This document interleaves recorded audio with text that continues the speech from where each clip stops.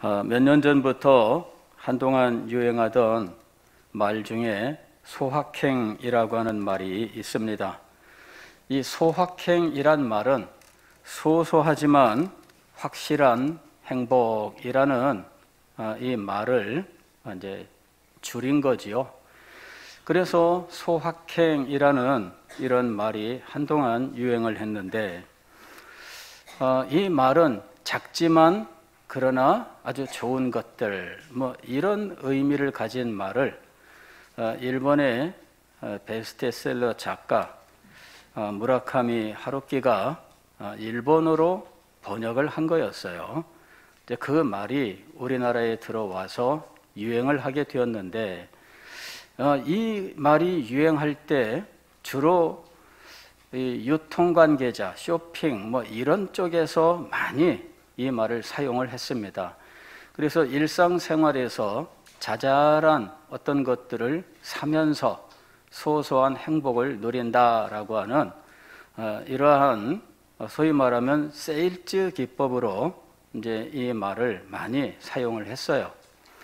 물론 우리가 큰 것에서 행복을 누릴 수도 있겠지만, 사실 우리의 평생을 알고 보면 그렇게 큰 일들만으로 행복을 누리는 것은 아닙니다.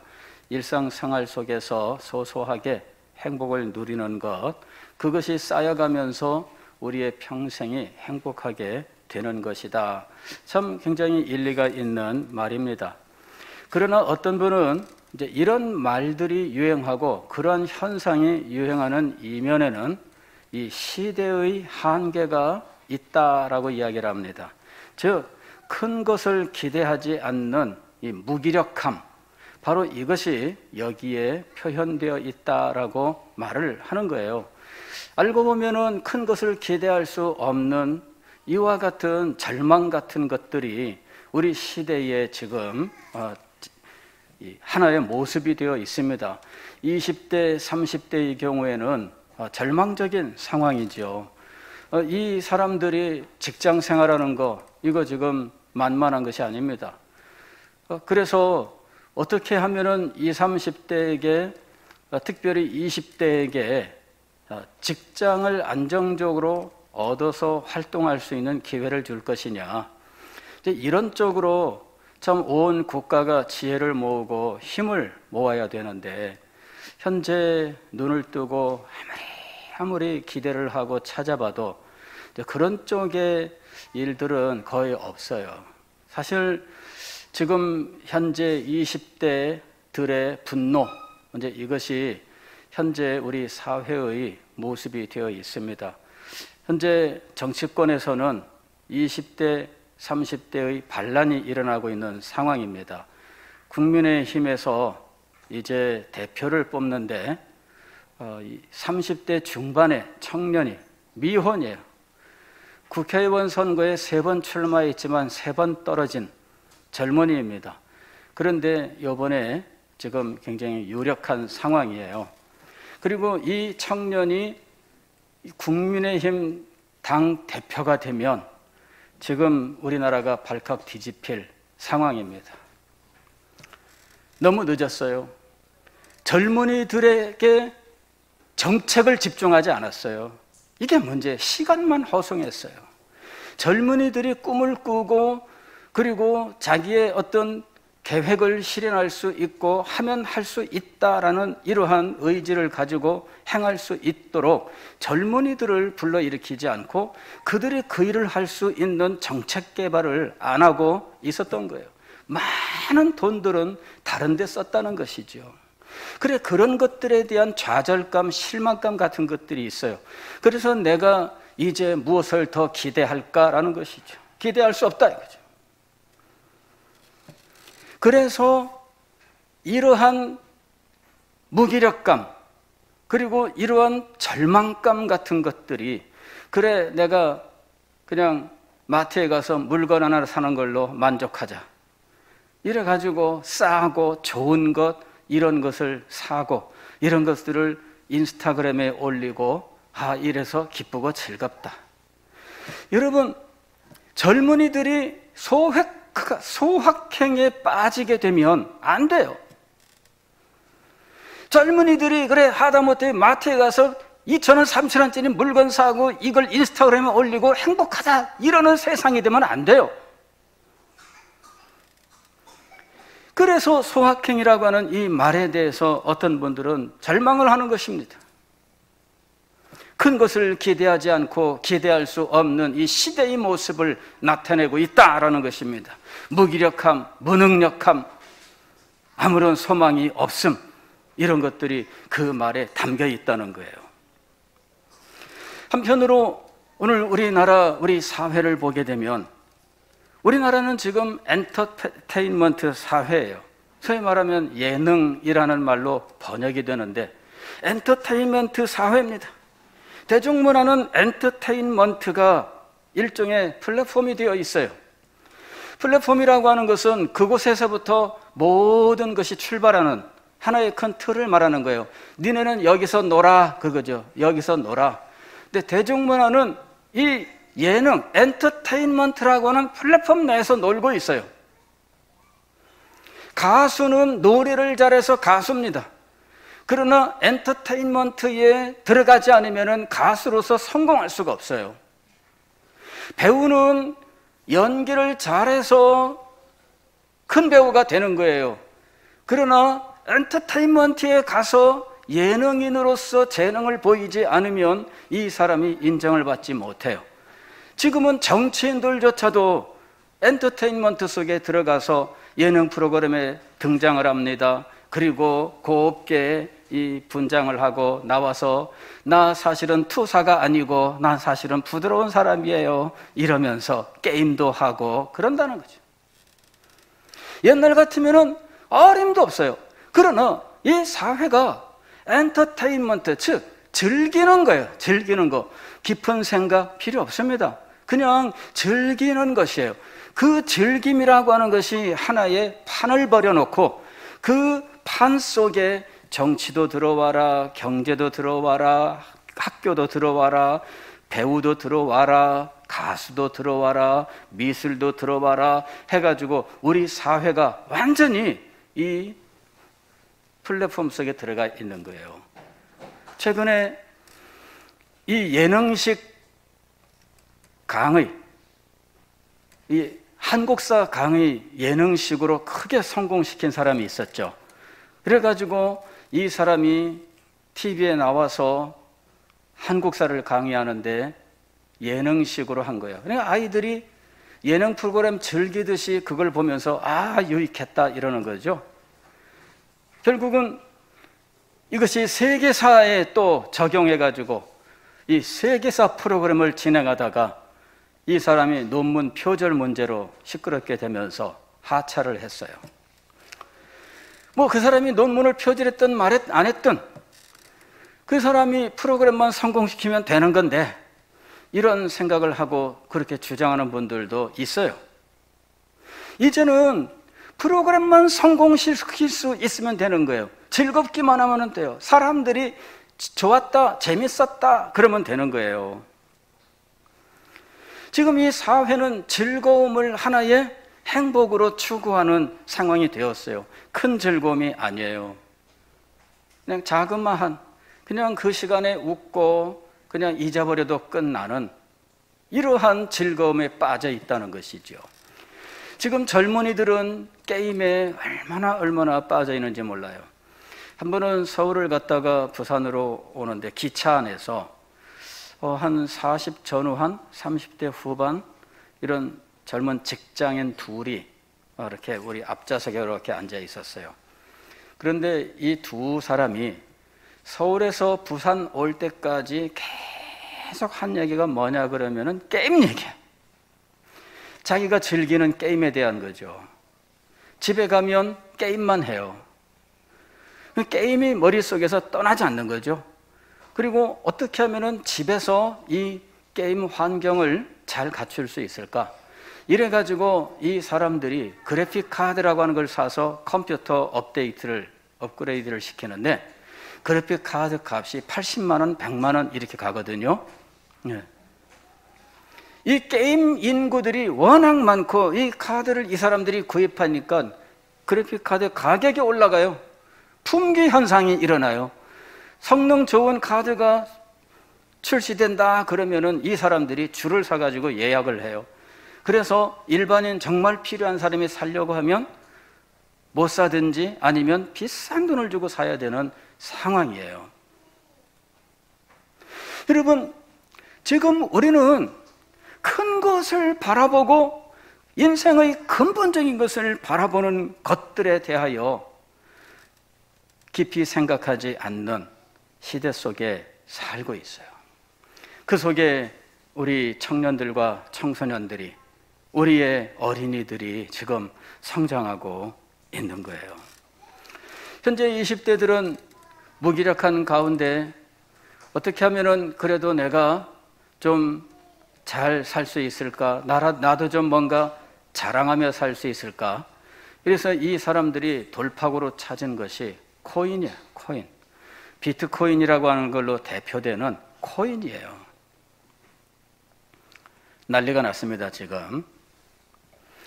저도 한 6, 7년 전에 비트코인이 한 1,000만 원, 뭐 이렇게 2,000만 원 가던 데에서 500만 원까지 뚝 떨어졌을 때 비트코인 한 개 가격이 500만 원 정도로 떨어졌을 때 어떤 분이 저한테 그 얘기를 했어요.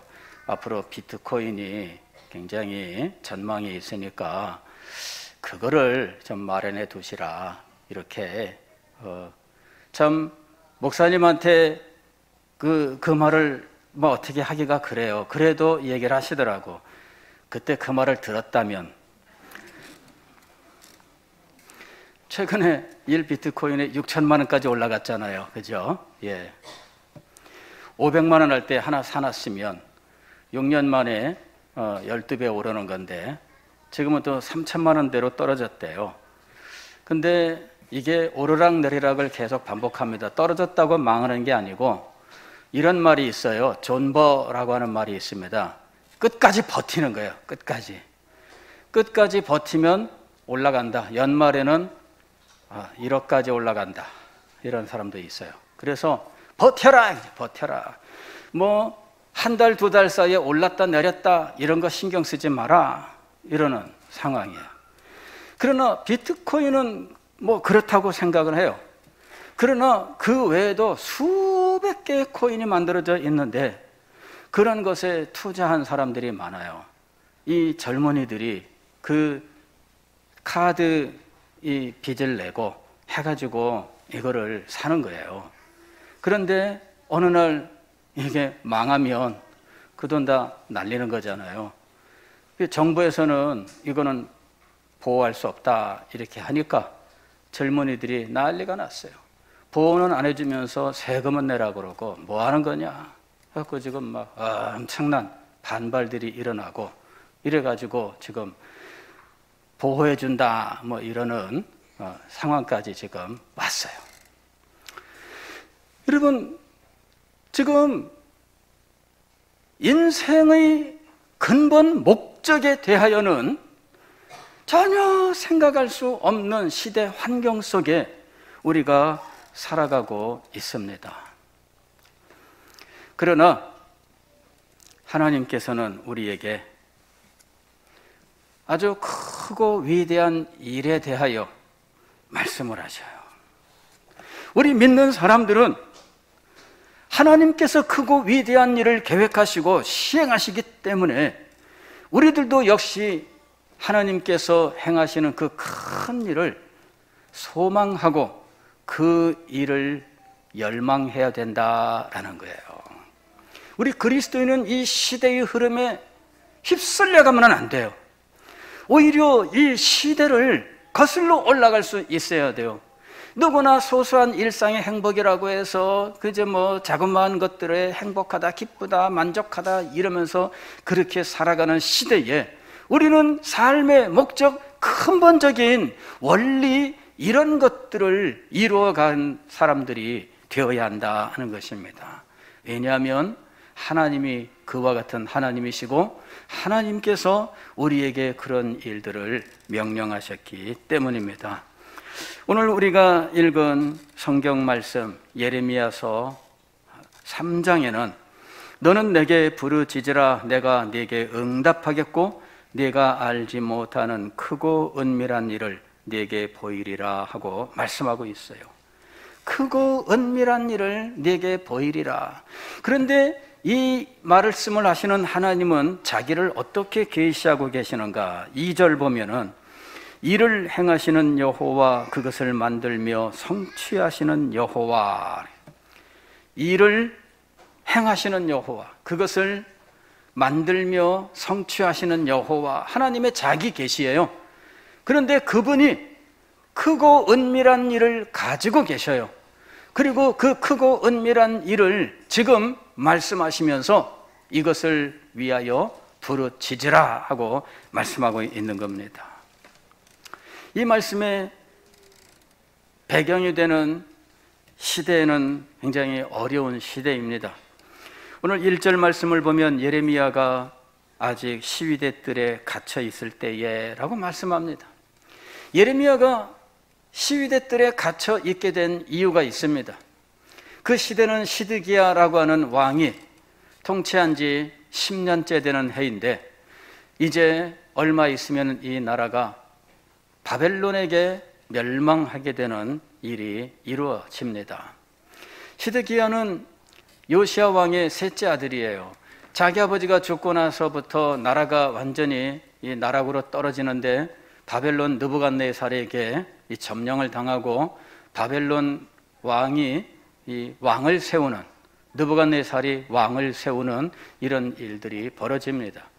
그래서 애굽과 손잡고 바벨론의 이 통치로부터 벗어나려고 할 때마다 바벨론 느부갓네살이 와서 이 왕을 잡아가고 새로운 왕을 세우고 하는 거예요. 시드기야도 그렇게 해서 느부갓네살이 세운 왕입니다. 그러나 그도 역시 애굽과 동맹을 맺고 바벨론에게 대적하려고 하다가 그만 느부갓네살이 지금 예루살렘을 포위하고 있는 상황이에요. 이제 얼마 있으면은 이 나라는 망합니다. 시드기야는 두 눈이 뽑혀서 바벨론의 포로로 붙들려 가고 다시는 고국으로 돌아오지 못한 채 그곳에서 죽고 맙니다. 비극의 주인공이지요. 그런데 예레미야 선지자가 그때 하나님께 받은 예언은 이 나라가 바벨론에게 망할 것이다 라고 하는 것이었어요. 가뜩이나 바벨론에 대한 반감이 있는 곳에서 바벨론에게 망할 것이다. 현재 우리나라에서 일본하고 사이좋게 지내야 된다 그러면은 친일파라 그러면서 공격하는 이런 아주 이상한 풍조가 있습니다. 예레미야 선지자의 상황이야. 예레미야 선지자는 바벨론의 침략으로부터 나라가 망하는 것은 그동안의 조상들로부터 너희 때까지 하나님께 범죄하여 하나님의 징계로 이루어지는 일이다. 그러므로 너희가 이것을 감수해야 된다. 그러나 하나님께서 너희를 구원하실 것이다. 이렇게 말씀을 하신 거예요. 그런데 그들은 하나님이 구원하신다 이거는 관심이 없습니다. 바벨론이 우리를 침략하고 이 나라를 멸망시키는 것은 우리의 죄 때문이다 라고 하는 그 말, 그게 싫어요. 그래서 예레미야 선지자가 얼마나 박해를 많이 받았는지 모릅니다. 이때도 마찬가지예요. 느부갓네살이 예루살렘을 포위했는데 예레미야 선지자가 이것은 우리가 하나님 언약을 어겼기 때문이다 라고 말을 해요. 그러나 하나님이 구원하신다 라고 말씀하시지만 그러나 구원하신다 이 말은 듣지 않습니다. 죄 때문이다, 바벨론이 멸망시킬 것이다 이 말만 붙들고 예레미야를 죽이려고 하는 사람들이 나타난 거예요. 그래서 시드기야 왕이 예레미야 좋아하지는 않지만 그래도 예레미야가 그렇게 죽으면 안 되니까 시위대 뜰에다가 가둬 놓는 거죠. 즉 감옥이 제일 안전했습니다 라는 상황이 현재 예레미야의 상황이에요. 얼마나 힘들고 어려웠겠어요. 예레미야 선지자는 한때 나는 하나님의 말씀을 전하지 않겠습니다. 그렇게 하나님 앞에 말씀을 드리고 정말 선지자의 사역을 중단했어요. 그런데 가만히 있으려고 하니까 가슴이 불붙는 것 같아서 견딜 수가 없어요. 결국은 다시 말씀을 전하러 나섰는데 그 길은 형극의 길입니다. 형극이라고 하는 건 가시밭을 말하는 거예요. 가시를 밟고 가는 이 엄청난 고통의 길이었던 거예요. 그리고 생명의 위협을 받는 상황입니다.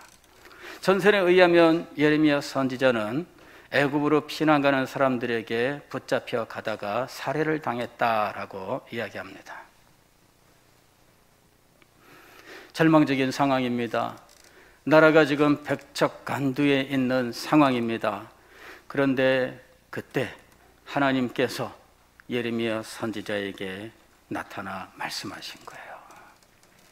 반드시 하나님께서 계획하신 모든 일들을 이룰 것이다. 그래서 2절 말씀에서 일을 행하시는 여호와, 그것을 만들며 성취하는 여호와라고 말씀하신 거예요. 여기에 하나님이 행하실 일은 무슨 일일까요? 크고 은밀한 일이라고 말씀하고 있는데 하나님의 마음속에 있어서 사람은 알지 못하는 은밀한 일인데 그것을 하나님께서 예레미야 선지자에게 말씀하셨고 예레미야 선지자는 그것을 선포하였는데 하나님께서 그 일을 반드시 성취하신다는 겁니다. 그것은 유다 왕국의 회복이에요. 하나님은 유다의 멸망 속에서 유다의 회복이라고 하는 위대한 일을 계획하고 계셨습니다. 그리고 그것을 성취하실 것입니다. 그러므로 하나님은 예레미야 선지자에게 너는 내게 부르짖으라 하고 말씀한 거예요. 부르짖는다라고 하는 것은 마음의 열정을 말하는 거죠. 간절함과 열정을 가지고 하나님 앞에 기도하는 걸 말하는 거예요. 너는 열정을 가지고 간절함으로 하나님 앞에 기도하라 이 얘기입니다. 뜨겁게 하나님 앞에 기도하라 그런 이야기입니다. 이 말씀을 대할 때마다 떠오르는 말이 있습니다. 하나님으로부터 위대한 것들을 기대하라. 하나님을 위해 위대한 일들을 시도하라. 한번 따라하겠습니다. 하나님으로부터 위대한 것들을 기대하라. 그 위대한 것들을 기대하는 그런 모습이 너무 좀 힘이 없는 것 같아요. 다시 한번 해보겠습니다. 하나님으로부터 위대한 것들을 기대하라. 하나님을 위해 위대한 일들을 시도하라. 두 번째 말이 조금 힘이 좀 빠진 것 같아요. 예. 하나님을 위해 위대한 일들을 시도하라. 이거는 현대 선교의 아버지라고 불리우는 윌리엄 캐리라고 하는 분의 말씀이에요. 공교롭게도 이 말씀은 1792년 5월 30일, 오늘 우리가 5월 30일인데 동일한 날짜에 선포된 메시지입니다. 저도 자료를 뒤지다가 조사하다가 깜짝 놀랐어요. 1792년 5월 30일 윌리엄 캐리가 31살의 젊은 목사로서 스코틀랜드에서 이제 이 노샘튼이라고 하는 이 지역의 이 시골 자그마한 교회 목사인데 침례교 목사 모임에서 설교할 기회를 가졌습니다. 그때 그는 이사야서 54장 2절 3절의 말씀을 읽었습니다. 내 장막터를 넓히며 내 초소의 휘장을 아끼지 말고 널리 펴되 너의 줄을 길게 하며 너의 말뚝을 견고히 할지어다. 이는 내가 좌우로 퍼지며 네 자손은 열방을 얻으며 황폐한 성읍들을 사람 살 곳이 되게 할 것임이라. 이사야 선지자를 통하여 유다 백성들의 회복에 대한 하나님의 말씀인데 마치 텐트를 치는 것처럼 대형 텐트를 치게 되면 기둥을 세우고 그 다음에 이 천막을 양쪽에서 잡아당기고 그 다음에 고정할 수 있는 끈을 당겨서 땅에다가 팩을 받고 묶어야 되는 거예요. 그래야만 이 텐트가 넓게 쳐지게 됩니다.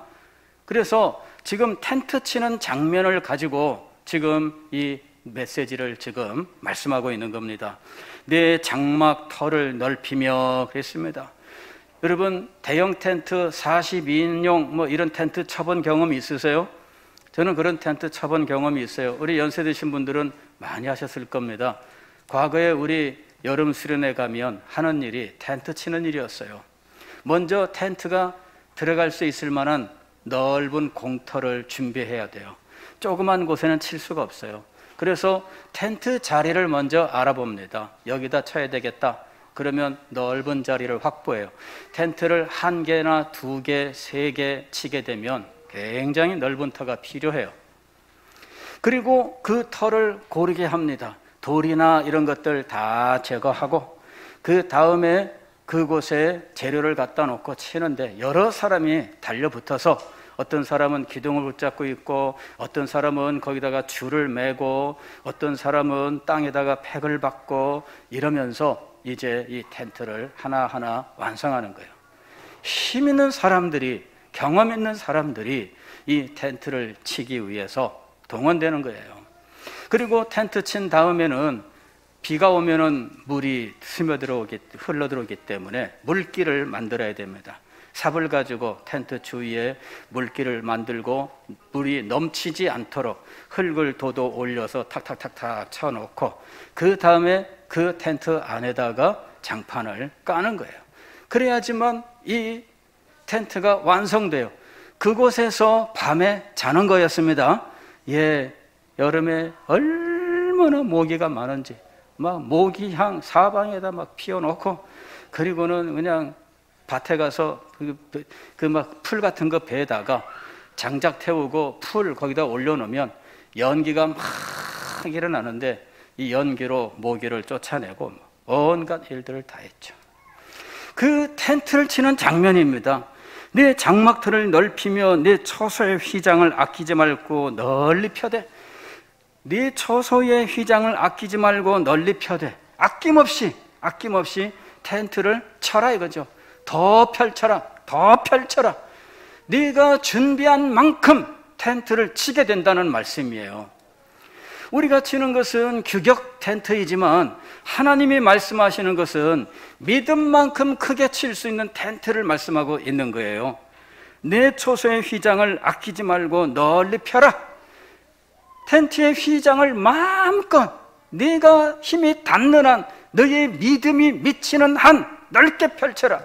그 다음에 줄도 너의 줄을 길게 하며, 그리고 이 큰 텐트를 유지할 수 있도록 너의 말뚝을 견고히 할지어다. 이것은 무엇을 의미하는 것이었습니까? 이는 네가 좌우로 퍼지며 네 자손은 열방을 얻으며 황폐한 성읍들을 사람 살 곳이 되게 할 것임이라. 크게 회복되는 하나님의 백성들을 예언한 것이었습니다. 윌리엄 캐리는 이 성경 말씀을 근거로 해서 이 목사님들에게 도전을 했습니다. 하나님으로부터 위대한 것들을 기대하라.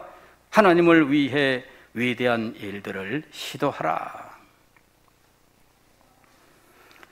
1792년 5월 30일, 오늘 우리가 예배드리는 이 날짜와 같아요.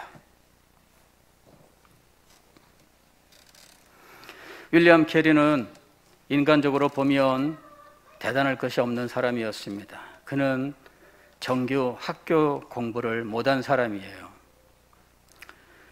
10대 초반에 그는 직업을 가져야 했습니다. 그가 가졌던 직업은 구두 수선하는 일이었어요. 그리고 나중에 20대 중반에 그는 자그마한 시골 교회 목회자가 되는데 생활을 교회가 다 책임지지 못하기 때문에 여전히 구두 수선 일을 하면서 생계를 유지합니다.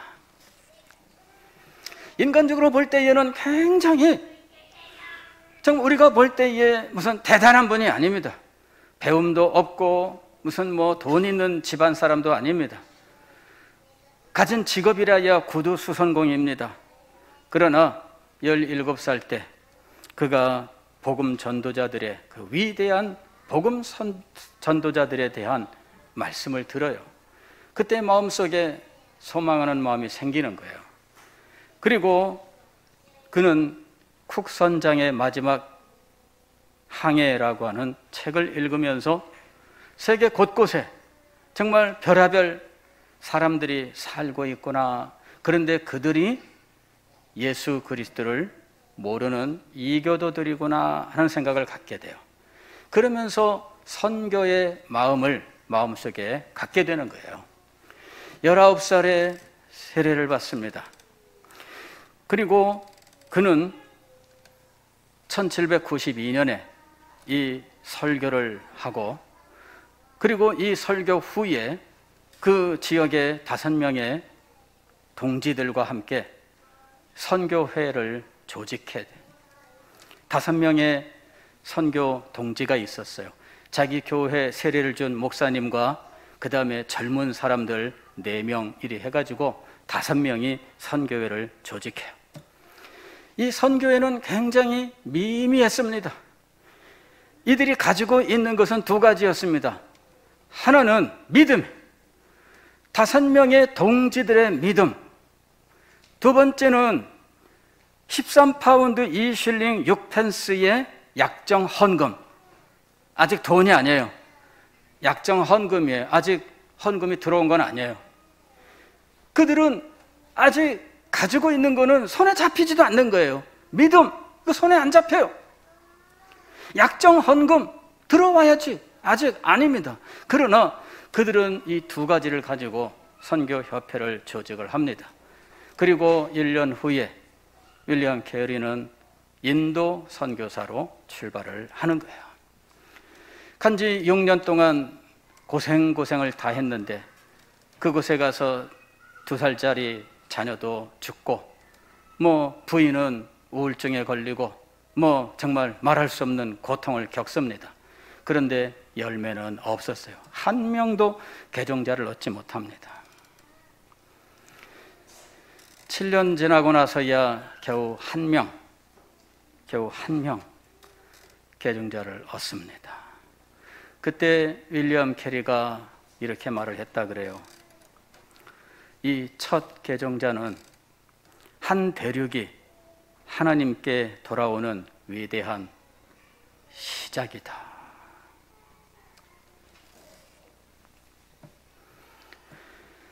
한 대륙이 하나님께 돌아오는 위대한 시작. 겨우 한 명을 두고. 윌리엄 캐리는 죽을 때까지 40년 동안 인도에서 사역을 하는데 엄청난 사역의 열매를 맺습니다. 그곳에서 대학교도 세우고요. 세란포 대학이라고 하는 대학, 아시아의 최초의 기독교 대학이라고 합니다. 오늘날도 있어요. 그 다음에 이 성경 번역을 해서 각 부족들 언어로 번역을 하는 일을 하는데 중국어 성경까지 포함을 해서 44개의 언어로 성경을 번역하여 출판하면서 복음을 전했어요. 병원도 세우고 또 많은 학교와 복지기관을 세우고 그러면서 수없이 많은 사람들에게 복음을 전합니다. 여러분, 영국 시골의 가난한 집안의 보잘것없는 사람, 학교도 다닌 적이 없고 구두수선공에 불과한 사람이 마음속에 하나님의 나라를 향한 큰 꿈을 가지게 되었을 때 그를 통하여 이 세상에 얼마나 많은 사람들이 빛을 보게 되었는지 모릅니다. 사랑하는 성도 여러분, 오늘 우리는 나 하나만 잘 살면 그뿐이라고 하는 이 생각을 버려야 돼요. 소확행이란 말은 어찌 보면 좋은 것인 것처럼 보이지만은 알고 보면은 이 시대의 무기력함, 무능력함, 절망감이 표현되어 있는 거예요. 그러한 시대 정신에 여러분을 맡기지 말아야 된다는 것입니다. 여러분은 무엇을 계획하고 무엇을 목적을 하든지 그것은 하나님의 나라, 하나님의 영광을 향한 것이 되어야 돼요. 그렇지 않고 자기 자신이 소소하게 기쁘고 즐거워하면 끝이다, 거기서 중단되면 안 된다라고 하는 거예요.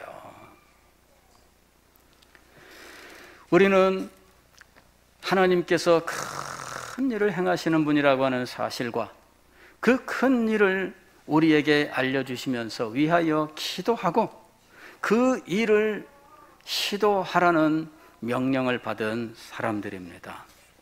제가 윌리엄 캐리의 말을 읽다가 이 순서가 어떻게 되는 걸까 의문을 가졌어요. 하나님으로부터 위대한 것들을 기대하라, 하나님을 위해 위대한 일들을 시도하라, 이렇게 되어 있는 글도 있고, 어딘가는 하나님을 위해 위대한 일들을 시도하라, 하나님으로부터 위대한 것들을 기대하라, 이렇게도 되어 있는 경우도 있었어요. 그래서 의문을 가지고 다양하게 조사를 해봤는데, 기대하라, 시도하라, 이 순서가 원래의 순서입니다. 그러나 사실은 이것이 두 개가 아니에요. 하나님께로부터 위대한 것들을 받습니다. 하나님의 계시를 받습니다. 하나님께서 우리에게 그러한 어떤 감동을 받을 수 있는 기회를 주십니다. 그래서 우리는 하나님을 위하여 크고 위대한 일들을 시도하는 것이죠. 그러나 하나님을 위하여 크고 위대한 일들을 시도하면서 하나님께서 그 일을 축복하시기를 기대하는 것 또한 맞는 말이죠. 그래서 두 가지가 다 우리에게 있어야 됩니다. 기대하라, 시도하라, 시도하라, 기대하라 라고 하는 거예요. 우리 어른들은 하나님을 위해서 무엇인가를 시도할 수 있습니다. 우리 자라나는 우리 다음 세대는 어른들이 시도하는 것을 보면서 기대할 수 있습니다. 그리고 기대한 이 다음 세대가 하나님을 위하여 시도할 수 있습니다. 그리고 그들을 보면서 그 다음 세대가 하나님께 대하여 크고 놀라운 것들을 소망하게 될 것입니다. 그래서 기대와 시도와 기대와 시도가 계속해서 반복되면서 세대에 이어서 그 다음 세대가 또 그 다음 세대가 하나님의 큰 일들을 소망하고 시도하고 소망하고 시도하고 하면서 나아가게 되는 것이지요. 하나님의 거룩한 뜻이 바로 여기에 있다고 봅니다. 앞선 세대가 시도하면 다음 세대는 기대합니다. 그들이 자라나서 시도하면 그 다음 세대가 기대합니다. 이렇게 하나님의 크신 일들은 대대로 이어져 내려가면서 하나님의 뜻이 우리 가운데 이루어지는 것입니다. 오늘 우리 교회 안에서 이 두 가지가 동시에 일어나야 됩니다. 우리 어른들은 하나님을 위하여, 하나님의 큰 일을 위하여 위대한 것들을 시도하셔야 됩니다. 자라나는 세대는 그것을 목격하고 기대해야 됩니다. 그리고 여러분들이 주님의 일을 시도할 때 여러분의 후대가 여러분을 보면서 하나님으로부터 위대한 일들을 기대하게 될 것입니다. 이와 같은 세대의 전달, 전수가 이루어져서 하나님의 영광이 이 땅에 충만하게 되기를 주의 이름으로 축원합니다.